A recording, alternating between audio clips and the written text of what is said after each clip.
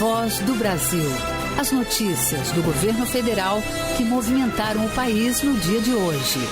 Olá, boa noite. Boa noite para você que nos acompanha em todo o país. Sexta-feira, 17 de janeiro de 2025. Vamos ao destaque do dia. Começam as inscrições para o Sistema de Seleção Unificada, o SISU. Estudantes que fizeram o Enem podem, a partir de hoje, usar suas notas para escolher um dos mais de 6.800 cursos de graduação ofertados em instituições públicas de ensino. O SISU oferta 261 mil vagas nas universidades e institutos federais de educação. Rodrigo Gantuar. A novidade deste ano é o Pé de Meia Licenciaturas, que vai pagar uma bolsa de R$ 1.050 por mês para quem escolher ingressar em um curso de licenciatura presencial. Você vai ouvir também chuvas. Temporais em diversos pontos do país mobilizam Defesa Civil Nacional e Ministérios do Desenvolvimento Regional e do Desenvolvimento Social. O governo vai apoiar estados e municípios afetados nos planos de contenção e na ajuda humanitária aos afetados. Pagamentos como o do Bolsa Família também serão antecipados onde houver calamidade. E ainda, inclusão produtiva. Mais de 70 mil pequenos agricultores estão recebendo consultoria, treinamento e orientação para desenvolverem as produções. Programas Rotas da Integração ajudam a desenvolver as potencialidades de cada local do país. Luana Karen.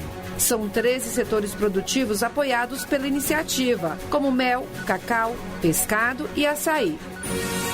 Hoje, na apresentação da Voz do Brasil, eu, Mariana Jungmann e Luciano Seixas. E acompanhe a gente ao vivo. Acesse radiogov.ebc.com.br ou o canal Gov na sua TV aberta.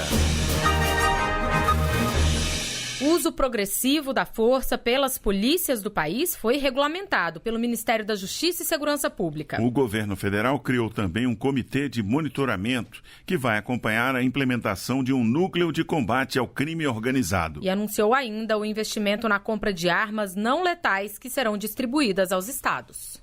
A portaria detalha as diretrizes decretadas pelo governo federal em 23 de dezembro de 2024. De acordo com o secretário nacional de Segurança Pública, Mário Sarubo, os estados que utilizarem recursos federais para comprar armas e equipamentos estarão automaticamente aderindo às regras. Portaria que prevê normas para o emprego de arma de fogo, normas para o uso de instrumentos de menor potencial ofensivo, normas para o gerenciamento de crise, busca pessoal e domiciliar, uso de algemas, normas para o comportamento das forças no caso de lesão ou morte decorrente do uso da força. Em outra portaria, o Ministério da Justiça institui o Comitê Nacional de Monitoramento do Uso da Força, que vai fiscalizar e avaliar a implementação da política pública. De acordo com o ministro da Justiça e Segurança Pública, Ricardo Lewandowski, o não cumprimento do uso progressivo da força pode implicar na suspensão de repasses de recursos federais. Eventualmente, podemos pensar que num futuro repasse estaria condicionado ao cumprimento mais restrito, ou apuração de alguma responsabilidade, né? Mas nós temos que confiar realmente nos agentes públicos brasileiros e na boa-fé da polícia brasileira nos seus distintos níveis. Outra novidade foi a criação do Núcleo Estratégico de Combate ao Crime Organizado. Segundo o ministro, este núcleo vai estabelecer políticas integradas de combate a esse tipo de crime. Fortalecer, simplificar, agilizar e priorizar os processos de identificação e perdimento de bens de organizações criminosas, especialmente com os demais órgãos de segurança pública dos entes federativos. O governo federal anunciou ainda um investimento de 120 milhões de reais em armas não letais. São 249 mil sprays de pimenta e quase 23 mil tasers, que disparam choques incapacitantes. Segundo a Secretaria Nacional de Segurança Pública, esses equipamentos são suficientes para atender metade das necessidades dos equipamentos nos estados.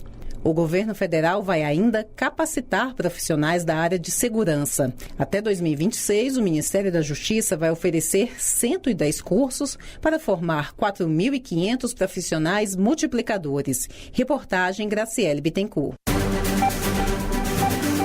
Hoje é o primeiro dia que os estudantes têm para se inscrever no Sistema de Seleção Unificada, o SISU, e concorrer a vagas em instituições públicas de ensino superior. São mais de 261 mil vagas. Entre elas, cerca de 68 mil são para quem quiser ingressar em licenciatura. O programa Mais Professores para o Brasil vai oferecer mais de 12 mil bolsas a candidatos com nota igual ou superior a 650 pontos no Enem e que se matricularem em um curso presencial de licenciatura.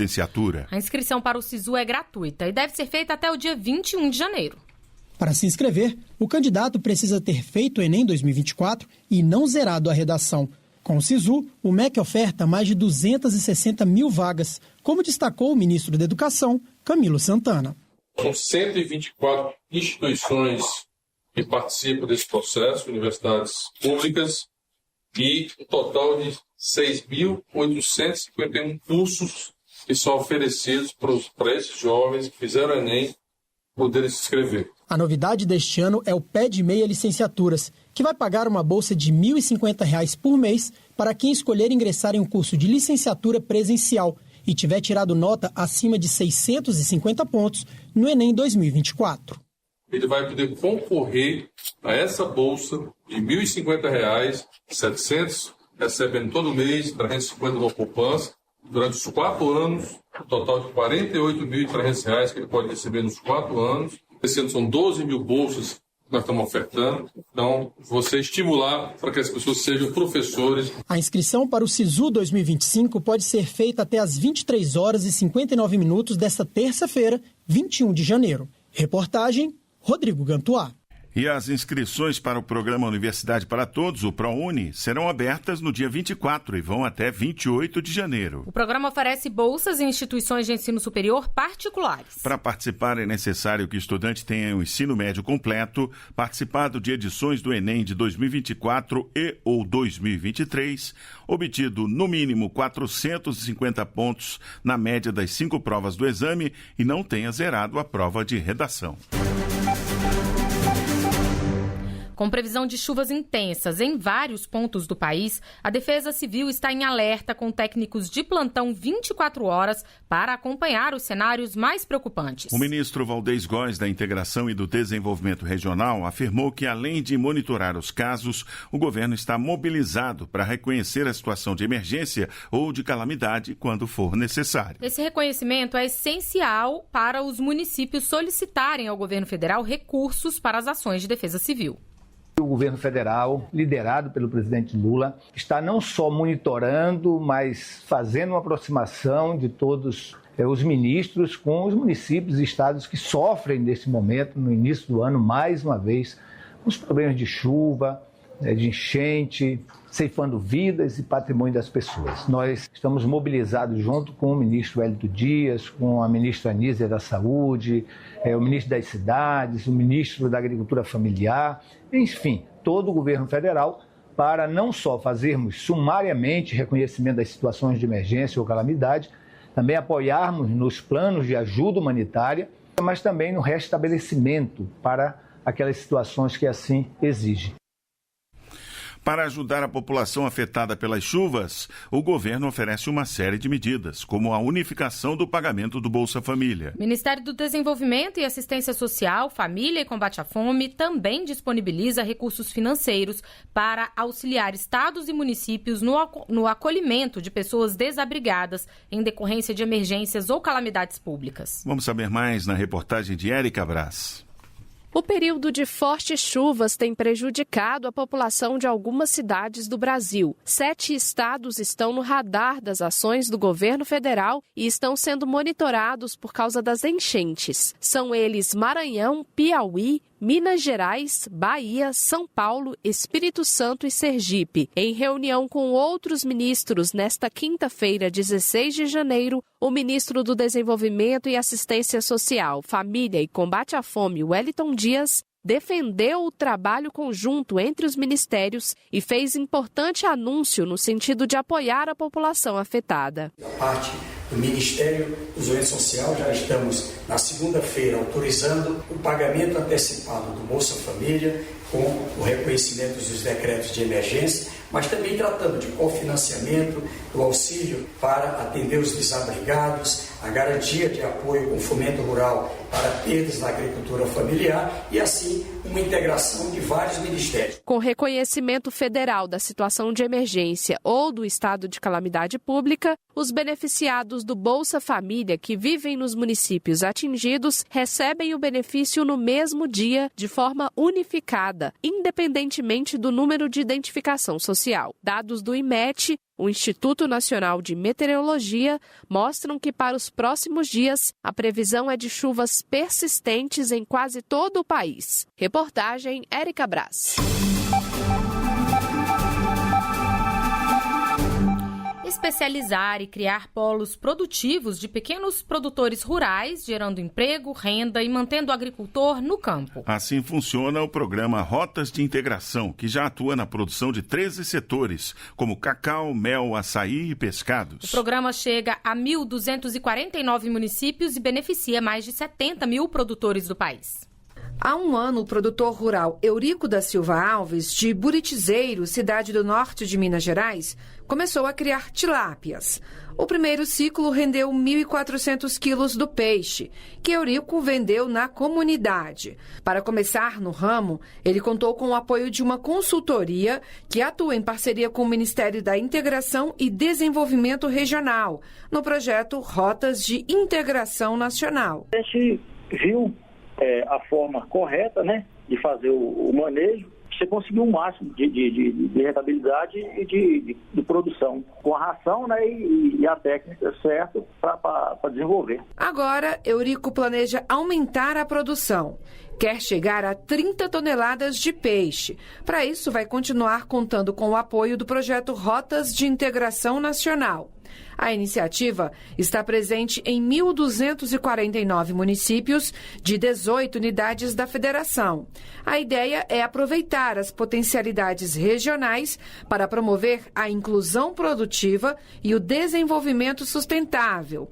Adriana Mello, secretária nacional de Políticas de Desenvolvimento Regional e Territorial do Ministério da Integração e Desenvolvimento Regional, fala dos resultados obtidos até aqui.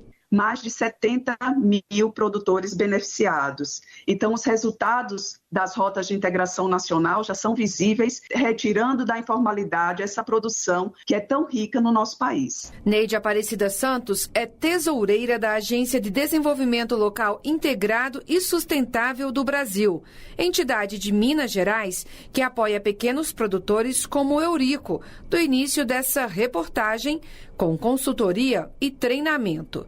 O trabalho, feito em parceria com os governos federal e estadual, tem ajudado o produtor a permanecer no campo. Quem coloca comida na nossa mesa é o pequeno produtor rural. A forma de mantê-lo no campo é fazendo com que ele consiga melhorar a renda dele. São 13 setores produtivos apoiados pela iniciativa, como mel, cacau, pescado e açaí. O foco está nos pequenos produtores, em comunidades extrativistas e remanescentes de quilombo.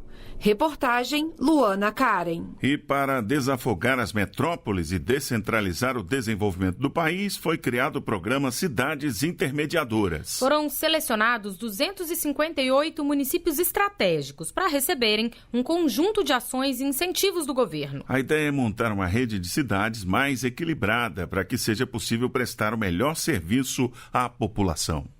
Tradicionalmente, o Brasil concentra maior renda e mais oportunidades de emprego nas capitais e nas regiões litorâneas. E foi para descentralizar o crescimento econômico e social do país que o governo federal lançou o programa Cidades Intermediadoras.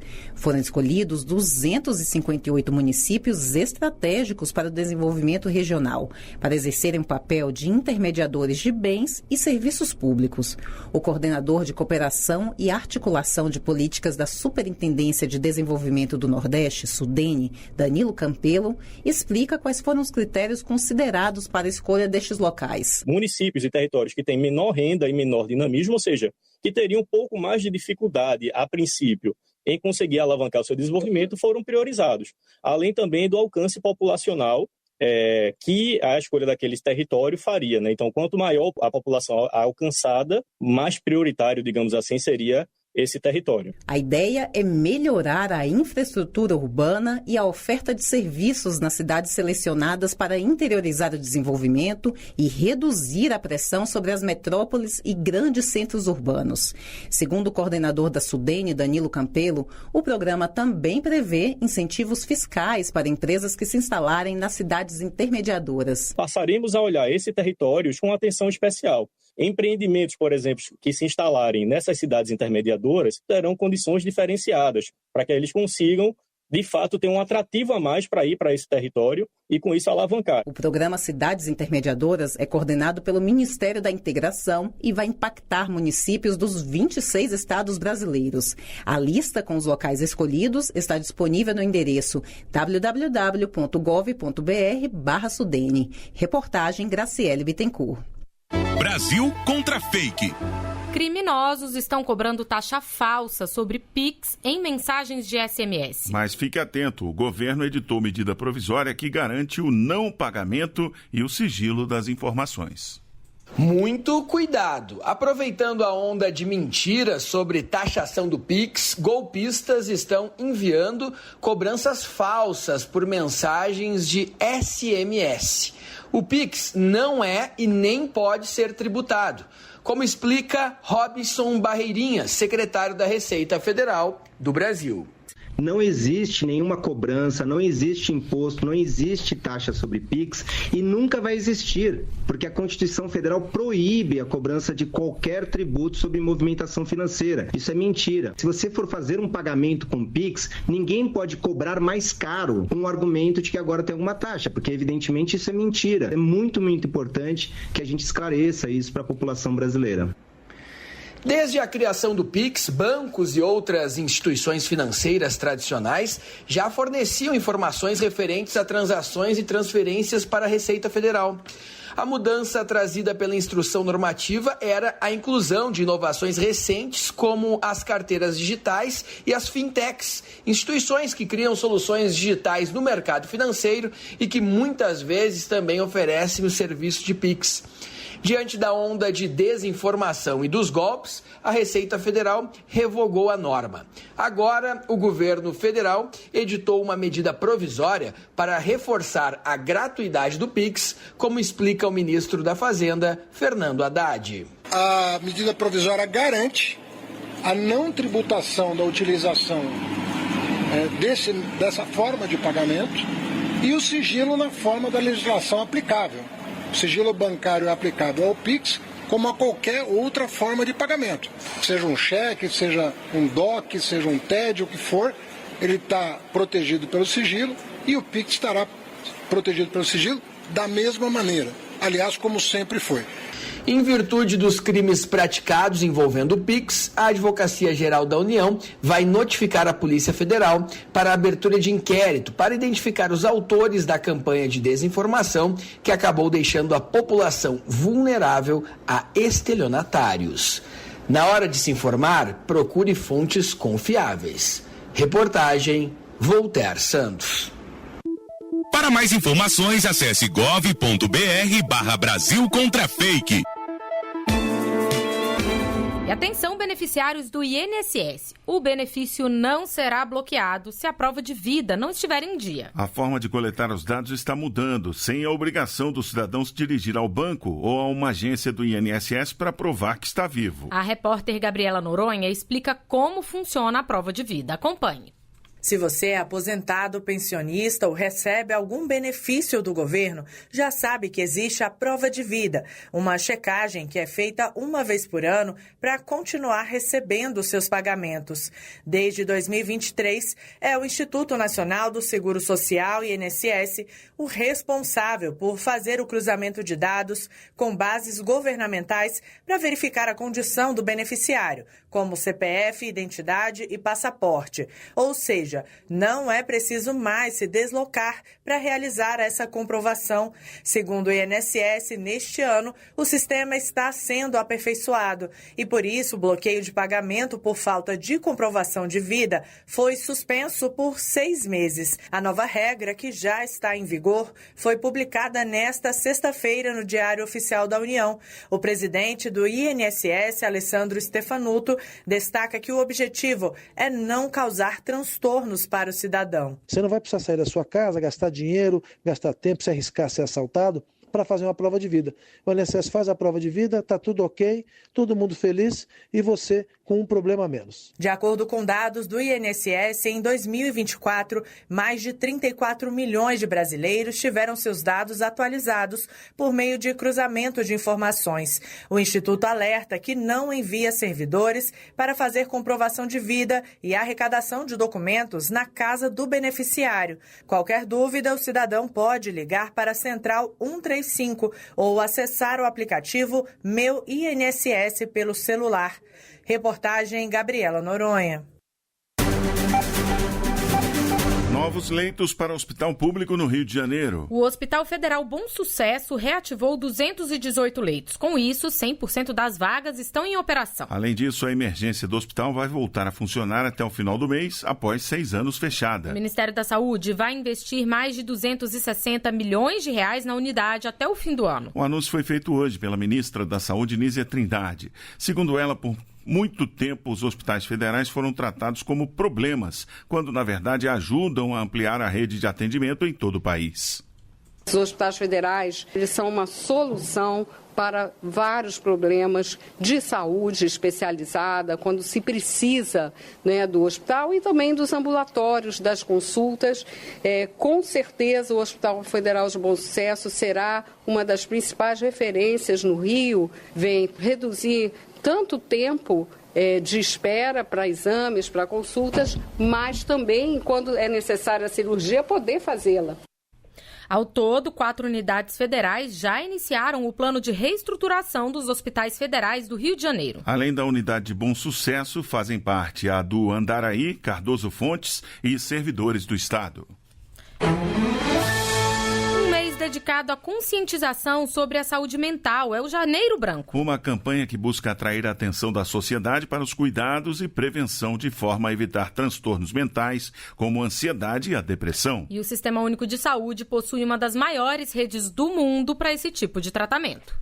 O Janeiro Branco é um convite à discussão sobre saúde mental. Leonardo Abraão, criador do movimento em 2014, explica que a intenção é conscientizar a população sobre a importância de falar sobre o bem-estar psicológico. É importante que indivíduos, que instituições e que autoridades públicas abracem todas as questões relacionadas à saúde mental. O Janeiro Branco, inclusive, diz que saúde mental, a gente vai para as mídias, para as ruas, ensinar para todo mundo que saúde mental pressupõe cuidados individuais, atitudes institucionais e políticas públicas. A campanha também destaca a importância de redes de apoio, como a Rede de Atenção Psicossocial do SUS, o Sistema Único de Saúde, que oferece assistência gratuita para quem precisa de atendimento em saúde mental.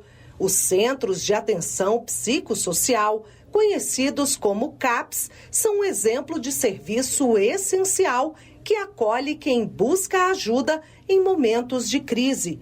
Segundo a assessora do Departamento de Saúde Mental, Álcool e Outras Drogas do Ministério da Saúde, Márcia Oliveira, o Brasil tem uma das maiores redes de saúde mental do mundo. Nós fechamos o ano de 2024 com 3.019 centros de atenção psicossocial em todo o Brasil. O Sistema Único de Saúde, na rede de atenção psicossocial, ele garante um serviço de extrema qualidade para a saúde mental. De acordo com a Organização Mundial da Saúde, 26,8% dos brasileiros receberam um diagnóstico médico de ansiedade no ano passado.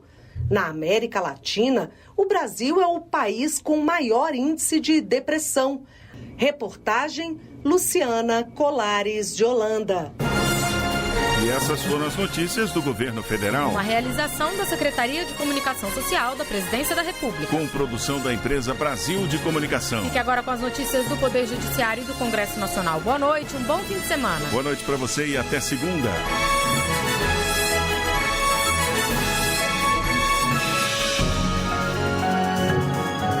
A Voz do Brasil. Governo Federal.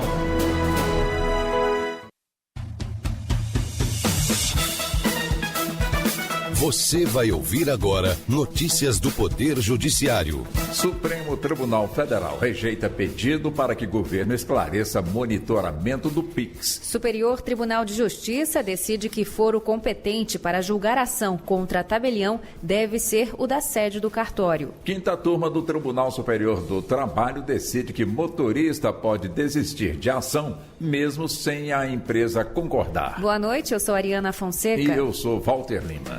O Supremo Tribunal Federal entendeu que não é jurisdição da Corte analisar pedido para que governo esclareça monitoramento do PIX. A decisão foi do vice-presidente do STF, ministro Edson Fachin, que está no exercício da presidência. Neto Costa. Segundo o cidadão, não ficou esclarecido para a população que as movimentações financeiras via PIX poderiam ser objeto de fiscalização e, eventualmente, de taxação, caso houvesse omissão ou discrepância entre os valores movimentados e os declarados no imposto de renda. Ao negar seguimento ao pedido, Fachin observou que não cabe ao Supremo avaliar originariamente a suposta ilegalidade de atos de ministros de Estado por meio de habeas corpus. Não há, no caso, qualquer ato concreto atribuído à autoridade diretamente sujeita à jurisdição do STF. Ações de indenização contra tabeliães por falhas do serviço devem ser analisadas no juízo do local onde fica o cartório. Essa definição é do Superior Tribunal de Justiça, ao julgar o caso em que uma incorporadora alegou ter sofrido prejuízos por fraude em lavratura de procuração pública. Fátima Uchoa. A ação foi ajuizada em Caxias do Sul, no Rio Grande do Sul, sede da incorporadora, mas o juízo local entendeu que caberia ao foro de Florianópolis, em Santa Catarina, sede do cartório onde teria ocorrido a fraude. No STJ, a quarta turma definiu pela competência do juízo de Florianópolis. Para o relator do recurso especial, ministro Antônio Carlos Ferreira, o Código de Processo Civil de 2015 estabeleceu que, independentemente da possibilidade de aplicação do Código de Defesa do Consumidor, segundo o qual a ação por defeito do serviço pode ser ajuizada no domicílio do consumidor, o juízo competente para a ação sobre atividade notarial deve ser o da sede do cartório. Motorista consegue desistir de ação mesmo sem a empresa concordar. A decisão é da quinta turma do Tribunal Superior do Trabalho. Larice de Paula. O profissional entrou na justiça e pediu para obter vínculo de emprego em uma empresa de máquinas e equipamentos. Só que durante a audiência na vara trabalhista, sem conseguir uma conciliação, ele desistiu do processo. A empregadora contestou e alegou que a renúncia também depende deles. Por isso, recorreu ao Tribunal Superior do Trabalho. Mas a quinta turma rejeitou o recurso. O colegiado entendeu que a contestação eletrônica antecipada da empresa estava em sigilo e não tinha sido examinada. O governo do Acre criou o Comitê de Enfrentamento ao Tráfico de Pessoas e Erradicação do Trabalho Escravo. A recomendação partiu do Ministério Público Federal. Júlia Costa. O objetivo da medida é fortalecer a prevenção, repressão e reparação desses crimes. A decisão de unir o combate ao tráfico de pessoas e a erradicação do trabalho escravo teve como justificativa as características semelhantes dos crimes, que demandam políticas públicas integradas e a atuação de profissionais semelhantes. Essa abordagem já está sendo usada por outros estados. Os familiares de um paciente serão indenizados após ele morrer por causa da demora na liberação de uma vaga em um hospital para a realização de cirurgia. Segundo a ação, o paciente fraturou a perna e rompeu a artéria após acidente automobilístico. Mas, em razão da demora na liberação da vaga no hospital estadual, o homem teve a perna amputada e faleceu dias depois. O Tribunal de Justiça de São Paulo manteve decisão que condenou a Fazenda do Estado de São Paulo e Fundação Faculdade Regional de Medicina de São José do Rio Preto a indenizarem os familiares em R$100 mil. Você acompanha outras notícias do Poder Judiciário em 104,7 FM para o Distrito Federal e em torno. Ou pelo canal 1.3 da TV aberta em Brasília. Ouça também pelo TuneIn de qualquer lugar do mundo. E baixe agora o TV Justiça Mais, disponível na loja de aplicativos do seu celular. Uma boa noite. Bom fim de semana e até segunda-feira. Notícias do Poder Judiciário, uma produção da Rádio Justiça, Supremo Tribunal Federal.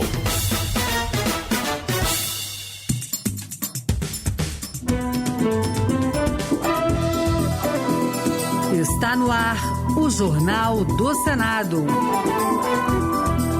Eu sou Ricardo Nacaoca e estes são os destaques de hoje do Jornal do Senado que começa agora. Medida provisória garante não taxação do PIX. Comissão analisa projeto que agrava a pena para crimes em área escolar. Senadores destacam a importância da saúde mental.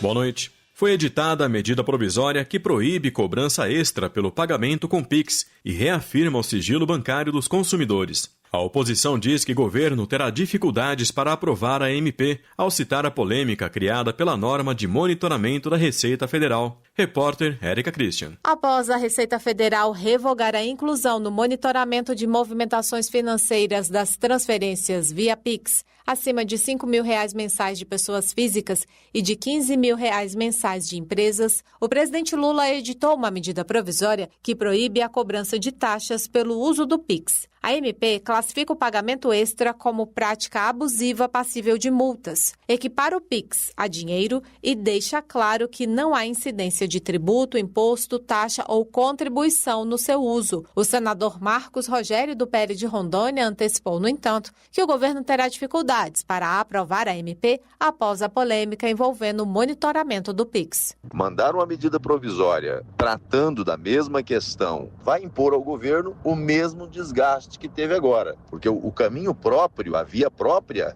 é o parlamento. Agora, não pela via de medida provisória que já cumpre efeitos a partir de sua edição. O instrumento mais adequado para enfrentar esse tema é um projeto de lei que dá ao Congresso Nacional a possibilidade de debater e criar um modelo realmente adequado, discutindo com a sociedade. A medida provisória que já está valendo também reforça a garantia da privacidade dos pagamentos via PIX. A Receita Federal já monitora as movimentações do cartão de crédito e de depósitos bancários a partir de R$2 mil para impedir fraudes e sonegação fiscal. A Comissão de Educação deve analisar o projeto de lei que busca aumentar as penas para quem cometer crimes violentos perto ou dentro de escolas. A medida é de autoria do senador astronauta Marcos Pontes, do PL de São Paulo, e já foi aprovada na Comissão de Segurança Pública. A proposta qualifica o homicídio cometido em escolas, elevando a pena de 6 a 20 anos de reclusão para 12 a 30 anos, e agrava a pena para lesão corporal, que pode chegar a 8 anos de prisão. Pelo texto, crimes em áreas escolares também poderão ser considerados hediondos, o que impede a concessão de fiança, anistia, graça ou indulto a quem os praticar. Na avaliação do senador, o projeto é uma tentativa de melhorar a segurança de alunos e professores. Logicamente que isso aí, ele não resolve o problema, mas a ideia é justamente desmotivar qualquer pessoa que queira fazer qualquer coisa nas escolas ou próximo das escolas, cometer qualquer crime, que vai saber que vai ser punido com mais rigor do que se fosse em outro local. A Comissão de Constituição e Justiça pode votar uma proposta que aumenta as penas para o furto de cabos de energia, telefone, TV ou internet. O texto eleva a pena em 1/3 e dobra a punição para a receptação desses materiais. Mais informações com o repórter Bruno Lourenço. A Comissão de Constituição e Justiça pode votar mais um projeto que agrava as penas para quem rouba cabos utilizados para o provimento de serviços de energia, telefone, TV ou internet. A proposta chegou a entrar na pauta de votações em dezembro, mas o senador Sérgio Moro, do União do Paraná, pediu o adiamento, ao citar um artigo estranho ao objetivo original da iniciativa, que reduzia a pena para lavagem de dinheiro de 3 a 10 anos para 2 a 12 anos de prisão. previsão. É o problema da lavagem de dinheiro, né? Eu acho que num momento que a gente está vendo aí o crescimento dessa atividade, uso de criptoativos, a gente acabou de voltar vários projetos incrementando a pena, lavagem de dinheiro é muito grave. Para o senador Marcelo Castro, do MDB do Piauí, no entanto, o projeto deve ser aprovado. Eu tenho uma estatística aqui mostrando que é da Conexis Brasil Digital, que só no ano de 2023 foram furtados mais de 5,4 milhões de cabos de telecomunicações, entre furtos e roubos, o que é um verdadeiro escândalo e uma prática que precisa ser coibida. Em 2023 e 2024, o Senado votou projetos semelhantes para aumentar a pena de furto e receptação de bens utilizados na prestação de serviços públicos. As propostas aguardam votação na Câmara dos Deputados. Se aprovado pela CCJ, esse último projeto poderá seguir para a sanção presidencial. O presidente Lula sancionou com vetos a regulamentação da reforma tributária, com regras sobre os novos impostos. A isenção de tributos da cesta básica e a devolução de impostos para famílias de baixa renda inscritas no Cadastro Único, conhecida como cashback, são algumas inovações da nova lei. Repórter Alexandre Campos. Foi sancionada a regulamentação da reforma tributária, que trata de regimes tributários diferenciados para alguns setores, da isenção da cesta básica e da devolução de impostos pagos por famílias de baixa renda inscritas no Cadastro Único, conhecida como cashback. Na cerimônia de sanção, o presidente do Senado, Rodrigo Pacheco, destacou os avanços da nova lei. Um sistema tributário mais simplificado, mais equilibrado, mais justo, que combate a cumulatividade, que acaba com a guerra fiscal nociva entre os estados e que proporciona o máximo possível de justiça tributária. O relator da reforma tributária no Senado, Eduardo Braga, do MDB do Amazonas, destacou que a nova lei considerou as demandas do setor produtivo, dos prefeitos e dos governadores. Minha expectativa é de que a carga tributária brasileira caia ao longo do tempo, com a redução da sonegação e do contencioso jurídico tributário, garantindo mais investimento para o país, mais crescimento, mais emprego, mais renda. Os vetos à proposta de regulamentação da reforma tributária ainda serão analisados pelo Congresso Nacional. Neste ano, a campanha Janeiro Branco tem como tema o que fazer pela saúde mental agora e sempre. Senadores alertam sobre a importância de se buscar cuidados especializados quando necessário. Os detalhes com a repórter Marcela Cunha. O mês de janeiro é dedicado a campanhas nacionais sobre saúde mental, com foco especial na prevenção à dependência química e ao suicídio. Chamada Janeiro Branco, a iniciativa aprovada pelo Senado virou lei nacional em 2023. A intenção é incentivar os bons hábitos, estimular ambientes saudáveis e prevenir doenças psiquiátricas. Este ano, a campanha tem como tema o que fazer pela saúde mental, agora e sempre. A ideia é apoiar ações concretas que estimulem a valorização da saúde mental como prioridade coletiva. O senador Confúcio Moura, do MDB de Rondônia, que é médico, defende a necessidade de sensibilizar os trabalhadores da atenção à saúde sobre a importância do bem-estar psicológico. Esse mês de Janeiro Branco é mais com esse objetivo, da prevenção das dramáticas consequências dos problemas mentais, que pode levar ao suicídio, pode levar a uma depressão profunda, uma depressão resistente aos remédios, ao uso moderado dos antidepressivos. Já a senadora Zenaide Maia, do PSD do Rio Grande do Norte, defendeu que a população seja estimulada a refletir sobre emoções, comportamentos e qualidade de vida, não só no mês de janeiro. Precisamos sim falar abertamente de depressão, ansiedade e outros sintomas de dor psíquica. O Brasil é considerado pela ONU o país mais ansioso do mundo e o quinto mais depressivo.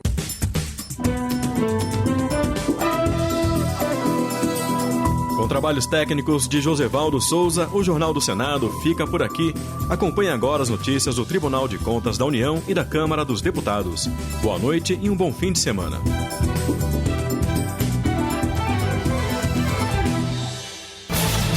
Minuto do TCU. Você sabia que o Tribunal de Contas da União tem uma revista científica? A revista do TCU reúne artigos técnicos e científicos relacionados ao controle externo, ao direito público e à administração pública. Ela também aborda temas sobre contabilidade, finanças, inovação e auditoria no setor estatal. Os trabalhos publicados são todos originais e inéditos. A revista do TCU tem a 4ª classificação mais alta no sistema de periódicos da CAPES, a Coordenação de Aperfeiçoamento de Pessoal de Nível Superior do Ministério da Educação. A primeira revista foi publicada em 1970 e hoje em dia as edições são todas digitais. Para acessar o conteúdo ou saber como enviar um artigo para avaliação do Conselho Editorial, acesse o site tcu.gov.br. TCU – Fiscalização a serviço da sociedade.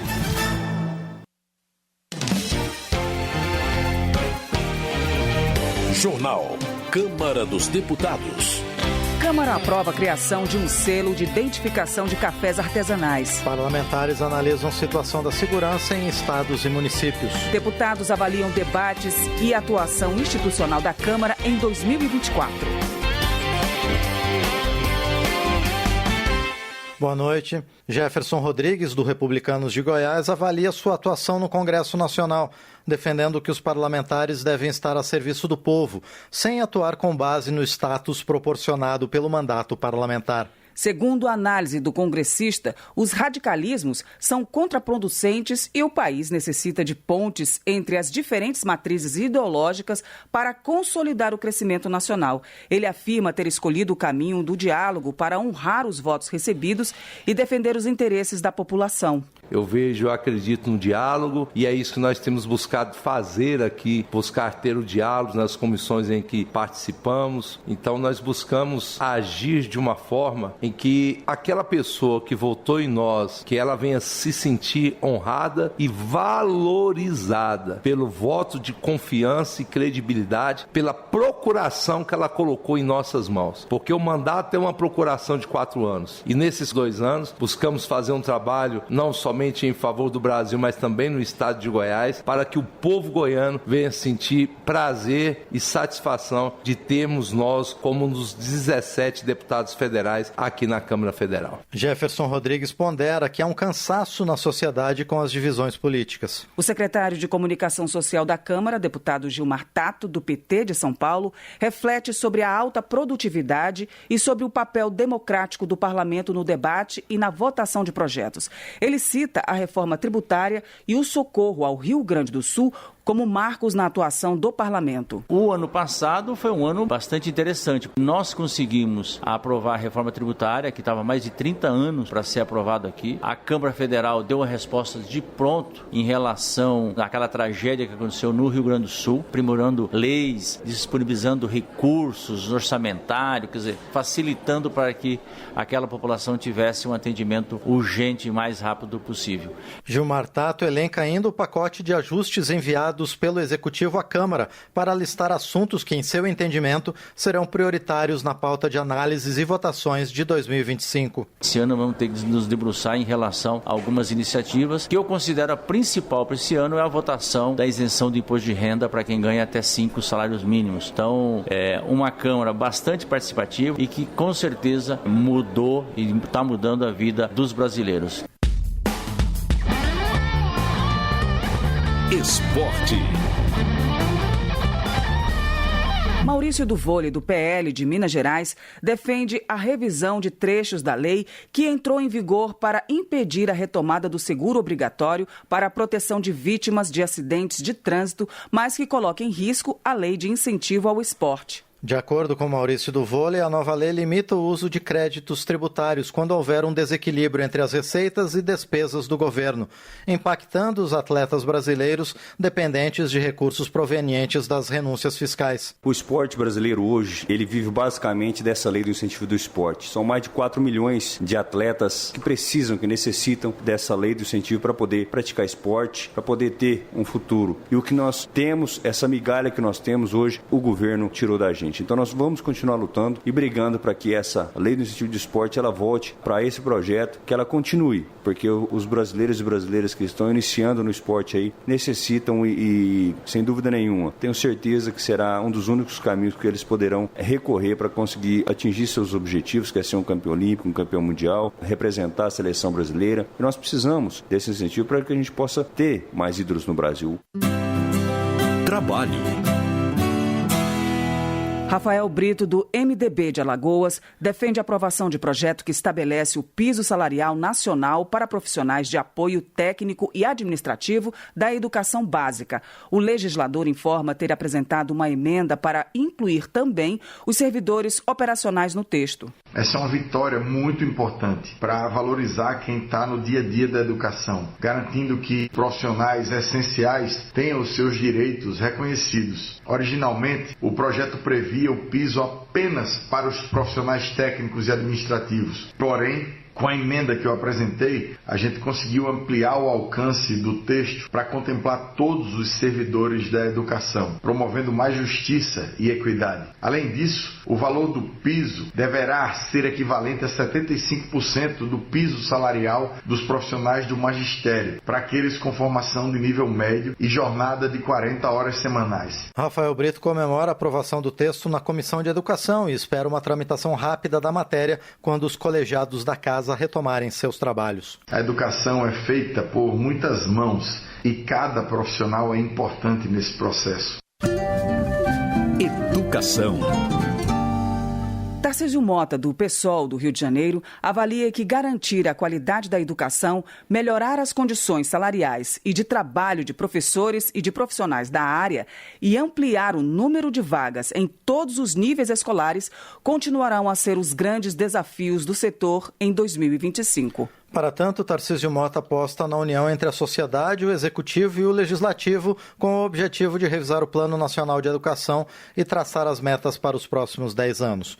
Por outro lado, o deputado pondera sobre a necessidade de novas fontes de financiamento para a educação, além dos programas de auxílio governamentais. O Brasil ainda é dos países da chamada OCDE, dos países que têm a economia similar à nossa, daqueles que menos investem em educação. O movimento social que luta por uma educação de qualidade sempre brigou pelos 10% do PIB para a educação. Isso, mais uma vez, está presente no documento que a sociedade civil enviou a esta casa, à Câmara dos Deputados, que foi entregue, inclusive, pelo ministro da Educação, Camilo Santana. Nós lutaremos muito para que mais recursos possam chegar à educação, que se respeite o Fundeb, os mínimos constitucionais e a gente dê educação de qualidade para os nossos filhos, para os nossos netos, para as crianças, jovens e adultos que passam pelas escolas do nosso Brasil. Direitos Humanos. Dados do Conselho Nacional de Justiça informam a adoção de mais de 25 mil crianças e adolescentes no Brasil de 2019 até hoje. Augusto Coutinho, do Republicanos de Pernambuco, autor do projeto que deu origem à Lei Nacional de Adoção, comemora os avanços proporcionados pelo dispositivo legal. Essa lei deu preferência a interessados em adotar crianças e adolescentes com deficiência ou doença crônica. A legislação também priorizou o acolhimento de crianças com irmãos. Outro marco também foi a alteração da CLT, que estendeu a quem adotava todas as garantias que tem um pai biológico. E é uma matéria que foi aprovada por unanimidade na Câmara dos Deputados, depois no Senado, que mostra que é uma lei que foi bem debatida, bem discutida e que, de fato, tem melhorado muito a facilidade da adoção para os casais que querem adotar e as tantas crianças que precisam ser adotadas. Augusto Coutinho informa que o painel de acompanhamento do Sistema Nacional de Adoção e Acolhimento do Conselho Nacional de Justiça registra um total de quase 5 mil crianças aguardando adoção. Em contrapartida, mais de 12 mil pretendentes esperam receber esses novos filhos em suas famílias. Desenvolvimento Regional.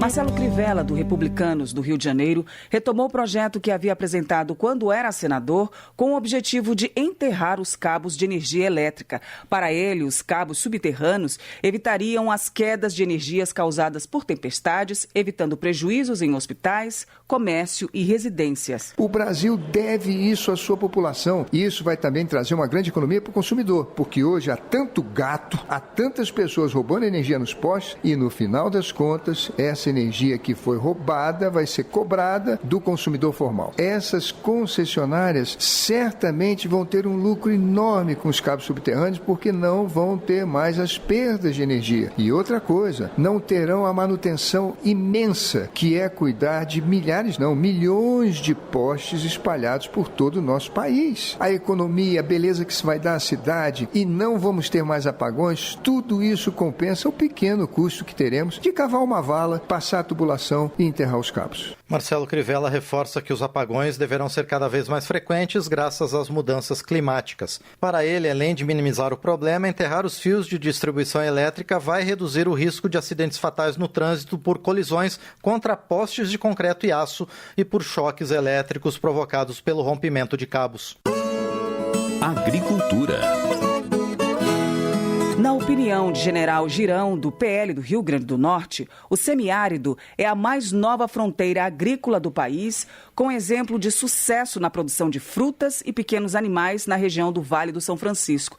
Ele cobra, no entanto, que o governo volte a bombear as águas do rio para a região, auxiliando milhares de famílias. General Girão apontou ainda as dificuldades enfrentadas pelo produtor rural do semiárido, como a dependência de programas sociais e a baixa remuneração pela venda de seus produtos. A agricultura é um grande carro-chefe da nossa exportação e do nosso país. Mas o produtor rural, esse homem que mora lá no sertão, ele ganha muito pouco pelas vendas. Por quê? Porque quem ganha mais é o atravessador, é o cara que transporta lá para ser vendido no supermercado ou na grande cidade. Então a gente precisa sim fortalecer o semiárido. Eu tenho a certeza absoluta que com a chegada das águas do São Francisco, que vão voltar a chegar sim, nós teremos condições absolutas de transformar aquela região numa grande região produtora e com isso nós estaremos dando a dignidade para o homem do campo, transformando ele em morador rural para produtor rural. Esse é o grande objetivo nosso e eu espero que a gente consiga fazer isso para o nosso semiárido.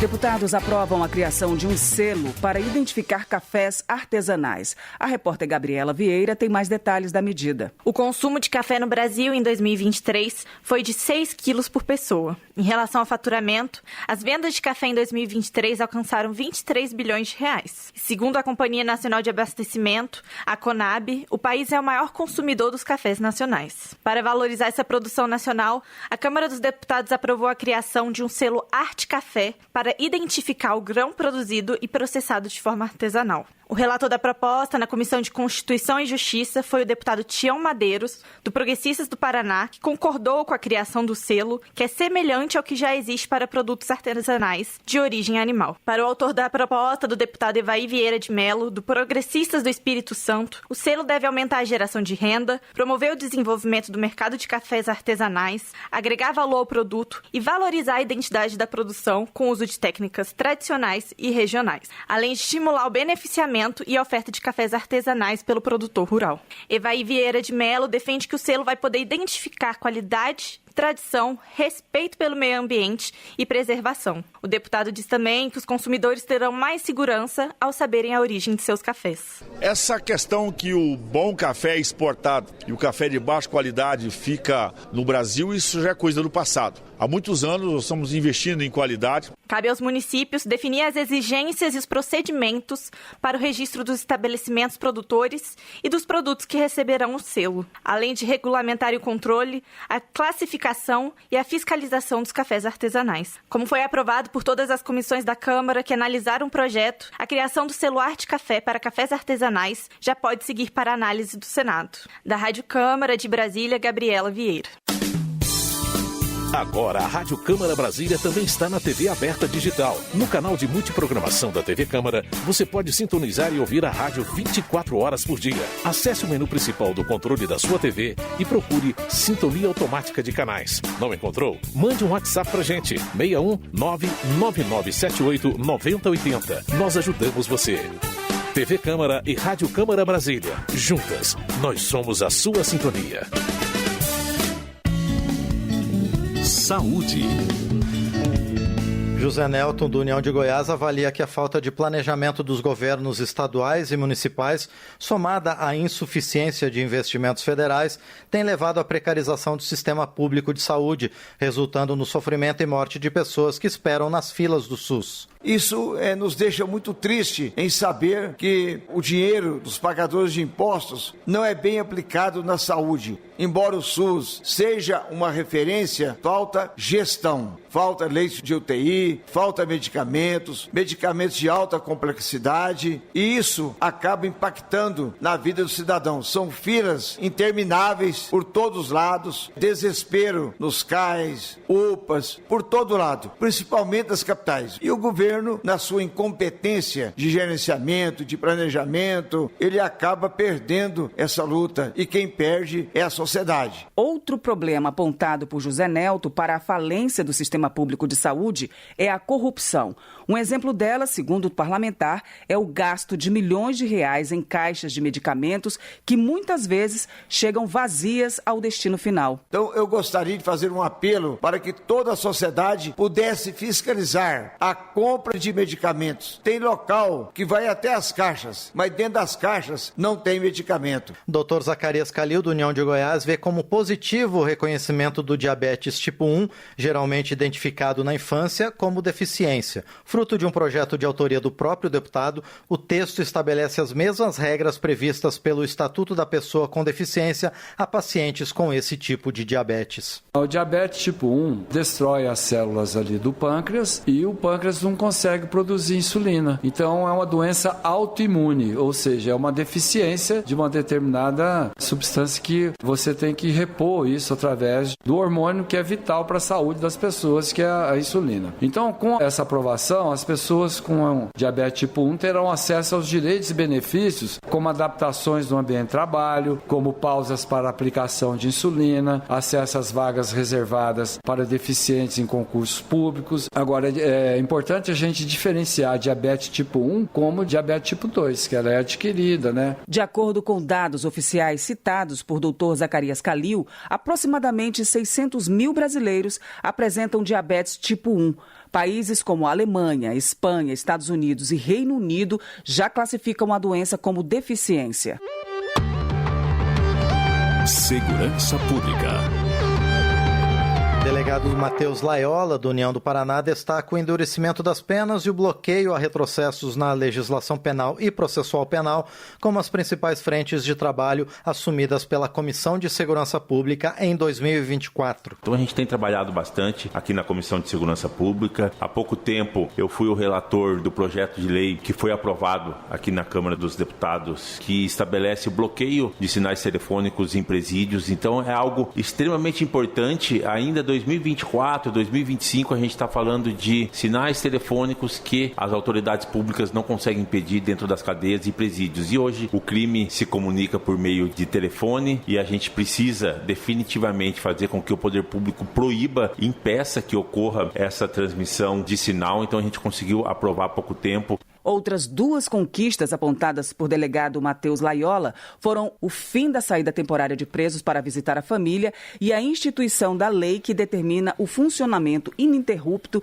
das delegacias especializadas de atendimento à mulher. Anderson Pinto, do MDB do Pará, congratula os deputados favoráveis à castração química de pedófilos. O parlamentar cita dados de maio de 2024 do Disque 100, serviço do Ministério dos Direitos Humanos, segundo os quais a cada hora 2 crianças sofrem violência sexual no país, para expressar o seu assombro. Ou seja, isso é inadmissível e é inaceitável. E a Câmara cumpriu o seu papel histórico de aprovar uma matéria como essa, de punir também com castração química, mas eu acho que nós devemos poder fazer mais, porque é uma crueldade. Proteger as nossas crianças tem que ser uma prioridade no país. Na opinião de Anderson Pinto, para barrar o aumento de casos de violência sexual contra crianças e adolescentes, é preciso aprovar penas mais duras contra estupradores, como a castração física e a prisão perpétua. Obviamente que o Código Penal não estabelece essa regra, mas é o momento da gente estar discutindo, uma vez que proteger nossas crianças precisa, de fato, ser uma grande prioridade. Eu quero, mais uma vez, destacar o papel do Parlamento brasileiro de continuar legislando em favor das crianças e dos adolescentes desse país.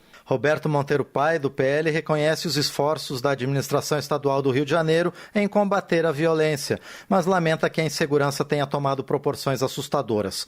Ele informa ter destinado 100% de suas emendas de bancada para reforçar a segurança pública e o combate à criminalidade no Rio de Janeiro. Roberto Monteiro Pai relata trechos de sua história pessoal para ilustrar seu compromisso com a segurança da população e com o resgate social daqueles que entram para o crime por situações contingenciais. Eu conheço profundamente a mazela, eu tenho uma história de vida. Olhando lá atrás, eu nunca poderia imaginar de estar hoje na posição de deputado federal. Pelo contrário, até poderia me imaginar não ter chego à idade que eu tenho e, consequentemente, morando em instituição de menor. E hoje voltando nessa instituição para investir em emenda e dizer para aqueles jovens que estão lá num trabalho de ressocialização: o crime não compensa. Ou é morte, ou é sarjeta, ou é cadeia. Então, por isso, a segurança pública, isso faz parte da segurança pública, está no meu sangue, de alguma forma poder contribuir. Termina aqui o Jornal Câmara dos Deputados com trabalhos técnicos de Alan de Souza e apresentação de Val Monteiro e Márcio Aquilissardi. Uma boa noite para você. A Voz do Brasil volta na segunda-feira. Boa noite. Você ouviu A Voz do Brasil. Boa noite.